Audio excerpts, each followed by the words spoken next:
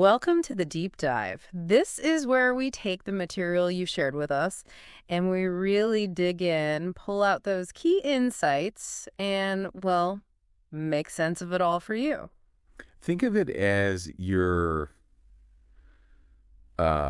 express lane to understanding. We want to get you those aha moments without you feeling totally swamped. Exactly. We know you're here as the learner. You want knowledge, you want it to click, and you definitely don't want to feel overwhelmed. And today we're diving into a story that came our way. It's from some English learning materials, actually. It's titled Ambitious but Lazy. Ooh, that title alone. I think a lot of people might feel a little ping of recognition there, right? Definitely. So our mission today is to track Mia's journey in this story. How does she go from having these big ambitions but just not acting on them to someone who's actually, purposefully productive? And what can you take away from her experience? That's the real goal here. We're looking at excerpts from her story. So think about this for a second before we dive in. Hmm. Have you ever had those huge goals, those things you really, really want? But somehow, actually starting, getting the ball rolling, it just doesn't happen. You're full of intention, but you're kind of stuck. That's exactly where we find Mia at the beginning. Living in this small apartment, waking up late. Surrounded by potential, though. Sticky notes everywhere, apparently.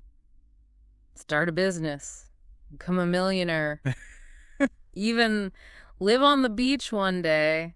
The dreams are definitely there. They are. But the reality, hours spent scrolling social media, just, watching other people seemingly live the life she wants. It's that classic conflict, isn't it? Wanting success, money, freedom, wanting to be her own boss. Avoid that boring 9 to 5. But actually doing the hard work. Finding reasons not to start. That was the pattern. Yeah, the excuses. We've all been there. I'm just too tired today, tomorrow, or I need more time to plan this out perfectly. I'm not ready yet. Maybe next week. It's a cycle of delay, even with genuine ambition underneath. And her friend Lily even points it out pretty directly. She says something like, you don't have to work all the time, Mia, but you do have to start. Such simple advice, but so crucial. That initial push, just beginning, is often the biggest hurdle. Then things get real. The final rent notice arrives. That's a wake-up call you can't ignore. Suddenly, the safety net disappears. And she has this realization. Nobody else is coming to save her. It's on her. Which leads to this really honest moment with herself. She admits it.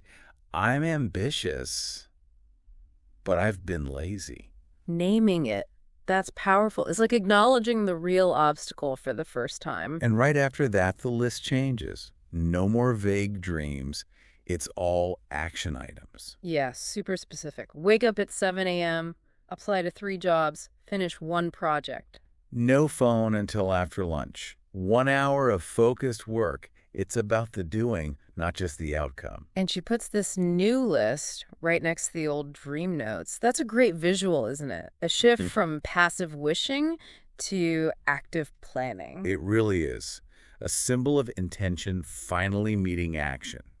And she takes that first step. Okay, so chapter 2. Taking the step is one thing, but sticking with it, that's the next challenge. Waking up early wasn't easy.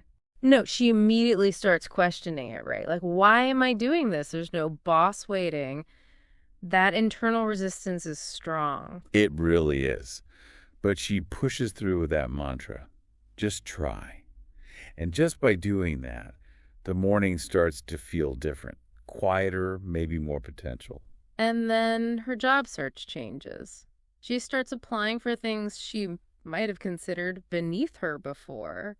Virtual assistant, data entry. Which shows a shift towards pragmatism, I think. Like, okay, maybe I need to build from here, not wait for the perfect, ideal thing to land in my lap. And actually sending those first 3 applications, that's a win. A concrete thing she did builds a tiny bit of momentum. Absolutely.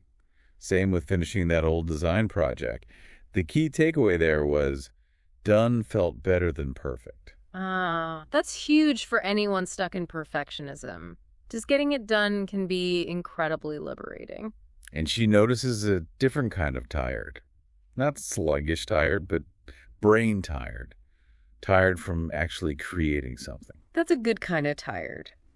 But the old habits, the distractions, they don't just vanish overnight, do they? No, the story makes that clear. The pull towards laziness is still there. But the difference now is she catches herself. She has the list. It's okay. Just go back to the list. It's like building a muscle, that ability to redirect yourself. And it starts to work. She gets a reply, an interview for a freelance writing gig. And in the interview, she actually articulates her change. She's learned to stop planning and start doing. That's her new reality. And she gets the job. 2 blog posts a week. Earns her first $150. It's not the millionaire dream yet, but it's real. It's tangible proof. And that phone call with Lily, where Mia says she finally feels like she's respecting herself, that internal shift is just as important as the external results. Yeah, it's not about the destination yet, but about valuing the effort because it leads somewhere. That's a fundamental change in mindset. And that new note goes up. Do the work even when you don't feel like it. She's moving from dreamer to doer. Okay, chapter 3. So Mia's getting some traction, but then she hits a very modern problem, the comparison trap. Right. She joins these online groups for freelancers, starts seeing everyone else posting their wins. Just made $5,000 this month, landed a huge client, quitting my day job, that kind of stuff. And it just hits her hard, feeling like she's falling behind, like her own efforts aren't enough. That whispered, I'm trying so hard, but it's never enough. Ooh. It brings back that heavy, lazy feeling, but now it's mixed with doubt. Am I even good enough? Is this all just a waste of time? It's so easy to fall into that spiral looking at curated highlight reels. Lily gives her some good perspective again, reminds her it's not a race, and she's likely only seeing the polished version of other people's stories. So Mia does this great exercise. She actually lists her own achievements from the last month. Yeah, waking up early, the blog posts, the paid clients, the applications, and importantly, didn't give up. Seeing it written down like that helps shift her focus back to her own progress, right? Exactly. That quiet realization, I am growing, even if it's slow. It's about measuring against herself, not others. And that leads to her new rule. No more comparing beginnings to someone else's middle. I love that. Such a good boundary to set. And she also introduces her daily 3 rule. 1 thing for income, 1 for skill building, 1 for herself, including rest. That shows a move towards sustainability. That's really smart. It's not just about the grind. And then something clicks. An email from a company she admires. Leads to a better paying contract. It's like the universe rewarding her consistent, focused effort, her thought. This is what happens when I stop watching and start doing. But that internal lazy voice, it still whispers sometimes. She just gets better at talking back to it, differentiating real rest from just avoidance. Right. Rest is part of the plan. Yeah. Avoiding is not. She starts using an action journal, too, focusing on what did I build today, even small things. It counters that feeling of I did nothing on slower days. And Lily notices the change in her, says, you've changed. And Mia's understanding evolves. Hard isn't bad. It just means I'm growing. Difficulty becomes a signpost, not a stop sign. Her dream notes are becoming actual goals. And the new note, be patient with the climb, acknowledging it's a process. Then comes chapter 4, and the temptation of a shortcut. Mia's been at it for 3 months. Things are better, but she's not rich or famous. Enter Jade, an old classmate who looks super successful online. Jade pitches Mia on joining her digital coaching brand as a content partner. Promises fast money, like $2,000 that month, Easy peasy. Help people grow their mindset, build income, escape the 9 to 5. It sounds good on the surface. Very alluring, especially when you've been grinding. Pay rent, take a break. You can see why Mia would be tempted. But then she looks closer at Jade's actual material, and it feels off. Yeah, that aggressive hustle harder, if you're poor, it's your fault kind of vibe. It doesn't sit right with Mia's developing values. She asks herself that crucial question, is this what I want to be known for? It's about integrity now, not just income. So she turns Jade down, chooses her slower, maybe harder, but more honest path. That takes courage. It really does. Jade's like, okay, suit yourself, but this is how you make real money. That contrast is stark. Mia feels proud, but also scared. Did I just walk away from something big? Lily's wisdom again. Fast isn't always forward. So true. And Mia's way of dealing with the uncertainty. She goes back to work, finishes a draft, posts something helpful, advises someone else, sticks to her path. And then, boom, something unexpected happens because of her own authentic work. A business coach shares one of her LinkedIn posts. It goes viral, like properly viral. Over 40 emails in 2 days.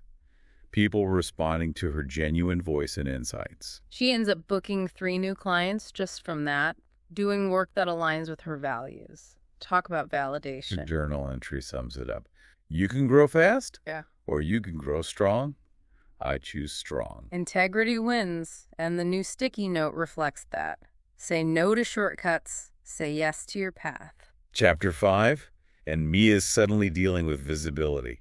Her inbox is full, the write from anywhere dream is actually happening. Initially, it feels great, right? Pride, being seen, validation for all the hard work. But then the pressure mounts. Too many clients, too fast. Deadlines start slipping. She feels overwhelmed. That classic paradox. This is what I wanted. Why am I so stressed? The dream becomes demanding. Her apartment gets messy again. Routines fall apart. It's the flip side of being invisible now. She's visible, and that comes with its own fear. And then a big opportunity. A major brand wants to feature her. Video interview, written piece, the works. Instant fear response. I'll mess it up. I'm not ready. That old imposter syndrome voice gets loud. Lily comes through with maybe her best line yet. You always think you need to be more than you are, but maybe who you are right now is exactly enough. Wow, that hits deep, doesn't it? Self-acceptance right where you are. Mia really reflects on that, sits in a cafe, writes down her fears, but then acknowledges her journey. I'm not that girl anymore. I've shown up every single day, and that counts. She decides to say yes to the campaign, not because she's fearless, but despite the fear. That's real courage. And during the shoot, she gives advice to her younger self. Stop waiting to be perfect. Just one honest step forward. She's living her own lesson. The campaign is a huge success. People connect deeply with her realness, her vulnerability. Quotes like, "Your story gave me the push I needed," or "I thought I was the only one who felt lazy but wanted more." That's powerful feedback. She realizes something crucial. The real reward wasn't just getting noticed. It was the process of becoming authentic, becoming real. Which leads perfectly to the final sticky note of this phase. Being seen isn't the reward, becoming real is. But then, Chapter 6 confronts the dark side of all that becoming real and achieving success, burnout. Yeah, externally, Mia looks like she's killing it. Internally, she's running on empty, overcommitted, scared to slow down, terrified of slipping back into being lazy. It culminates one Sunday morning. She just can't keep mind blank, body exhausted. Classic burnout signs. Lily visits, sees it immediately, and Mia finally breaks down, confesses that fear. I was so scared of being lazy again. I overworked myself to prove I wasn't. So much pressure she put on herself. Lily's response is perfect. You're not lazy, Mia. You're just human. And humans need rest. giving her that permission. Mia takes a concrete step, turns off the tech, takes a bath, fights the guilt but does it. That's a huge act of self-care. And 2 new rules appear on the wall. Rest is part of success, and you don't have to earn your right to pause. Those are game changers. Understanding rest isn't a reward you earn after working hard. It's a prerequisite for working well. She starts implementing real boundaries, no work time, quiet hours. Gradually, her energy returns. And she has this epiphany in the park. Success without peace is just another kind of prison. She needs both. She starts to see her past laziness differently, too. Maybe sometimes it was just her body begging for rest, the signal she ignored. Now she's learning to listen. This leads her to share these insights. She starts making short videos about healthy work habits, resting without guilt, the myth of the nonstop hustle. And people respond really positively. That quote, "I thought rest was failure. You showed me its wisdom." That shows the impact she's having. She now believes success is about purposeful movement, yes, but also knowing when to stop. The latest note, you're allowed to pause. That's how you keep going. Which brings us almost full circle in Chapter 7. Mia's back in her favorite cafe, writing. But this time, it's calm, purposeful. She's writing about her journey. Contentment. Not perfect, but real. Not easy, but peaceful. That sums up her current state. And then she sees her past self. A young woman, Sophia, crying, overwhelmed, laptop untouched, messy notebook. Just like Mia used to be. The recognition is instant, and Mia does something she wouldn't have before.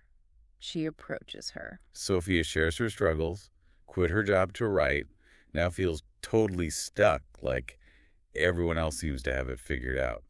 And Mia gently corrects her, shares her own struggles, shows Sophia that quote in her notebook, "One honest step is better than 1,000 perfect plans." She offers help, shares her email, pays forward the kindness she received. Helping Sophia is a mirror for Mia, showing her just how far she's come, from being the one crying to being the one offering a hand. And her understanding of lazy is complete now. Not an enemy, just a signal to heed.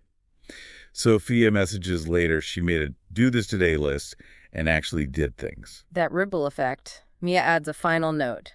Help the next one rise. Her purpose is expanding. Finally, Chapter 8, a year later. Mia wakes up wanting to work, feels focused, balanced. She has a mission. And that mission is to build her own platform for the ambitious but stuck, using her journey to help others directly. The First Step Club is born. Blog, podcast, tools, and that amazing course title, Lazy is a Lie, all focused on momentum through small actions. She builds it patiently, understanding slow is still progress. On launch day, there's peace, not panic. She's ready. Messages pour in from Brazil, India. People connecting deeply with her message. She reflects, it was all worth it. She visits her parents, who are just relieved and proud to see her truly alive and thriving. Her journal entries are so insightful. I was never lazy. I was just scared, tired, unsure. But I chose to begin, and that changed everything. And the dream is not the destination. It's the path. One step, one choice, one day at a time. She takes down all the old sticky notes, puts them away with love, like honored memories. And the final image, Mia by the window, ready to write a new goal, fully present, focused now on lifting others.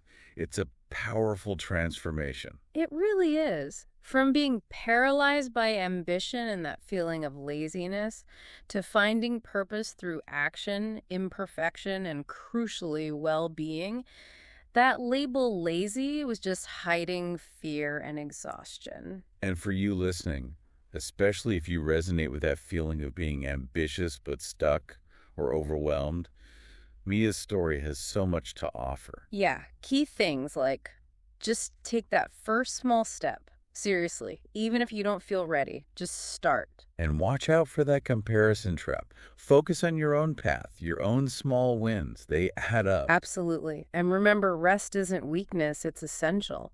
Build it in. Avoid that burnout Mia face. Prioritize integrity over those tempting shortcuts.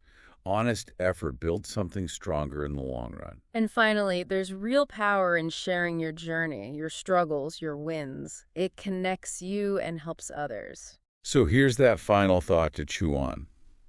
What's one small thing, one manageable first step you could take today towards one of your big goals? Forget perfect. Forget ready. Just think about Mia. What's one honest action you can take right now? Because that's where it all begins.